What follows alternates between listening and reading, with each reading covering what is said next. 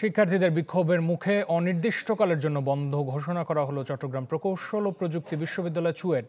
নির্দেশ দেওয়া হয়েছে হল ত্যাগের, তবে ক্যাম্পাস ছাড়তে অস্বীকৃতি জানিয়ে আন্দোলন চালিয়ে যাবার ঘোষণা দিয়েছেন শিক্ষার্থীরা।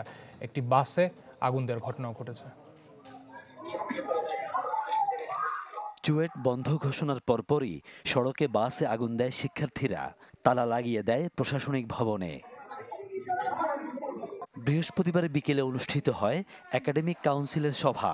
সেখানে বিশ্ববিদ্যালয় বন্ধের সিদ্ধান্ত ঘোষণা করা হয়। একই সাথে শিক্ষার্থীদের হল ত্যাগেরও নির্দেশ দেওয়া হয়। শিক্ষার্থীদের এবং আমরা ফাইনালি বলতে পারি এই ক্ষতি বিশ্ববিদ্যালয়ের এই ক্ষতি দেশে। আমরা চাই না আমরা কোনো রকম আমাদের শিক্ষার্থীরা কোনো রকম ক্ষতির সম্মুখীন, পড়ালেখা একাডেমিক কার্যক্রমের ক্ষতির সম্মুখীন হোক। তবে এতে বিক্ষুব্ধ হয়ে ওঠে শিক্ষার্থীরা।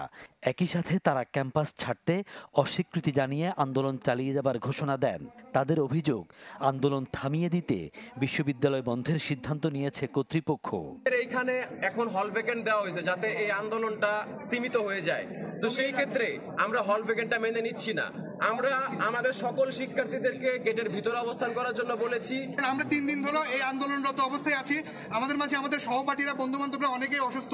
আমরা কিভাবে এত দ্রুত তাদেরকে এই দূর দূরান্তে পাঠানোর ব্যবস্থা করব? এটা বিশ্ববিদ্যালয় প্রশাসনের একটা অযৌক্তিক সিদ্ধান্ত। প্রত্যেকটা হলের বিদ্যুৎ এবং পানির লাইন কেটে দেওয়া হয়েছে। তো এরকম সিচুয়েশনে আমরা আসলে অসহায়। আমরা শিক্ষামন্ত্রী এবং মাননীয় প্রধানমন্ত্রীর কাছে আমাদের আসলে আশ্রয় চাই আমরা আমাদের এই অসহায়ত্বের সময়ে। এর আগে শিক্ষার্থীরা বিশ্ববিদ্যালয় উপাচার্যের দপ্তর ও সব বিভাগে তালা ঝুলিয়ে দেয়, শুরু করে বিক্ষোভ। এক পর্যায়ে তারা চট্টগ্রাম কাপ্তাই সড়কে অবস্থান নেয়।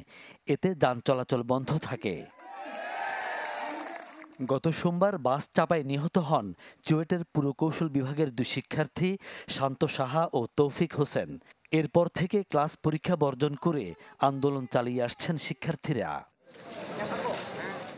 ফখরুল ইসলাম, চ্যানেল 24, চট্টগ্রাম।